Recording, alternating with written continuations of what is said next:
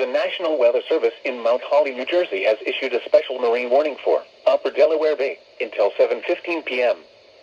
At 6:09 p.m., strong thunderstorms were located along a line extending from 27 nautical miles east of Reedy Point to 19 nautical miles northeast of Ship John Show. Light to sea breeze, moving east at 20 knots.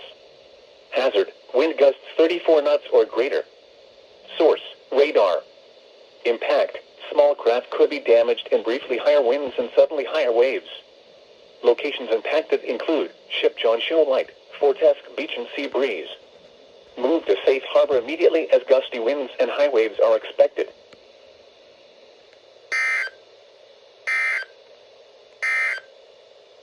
The affected areas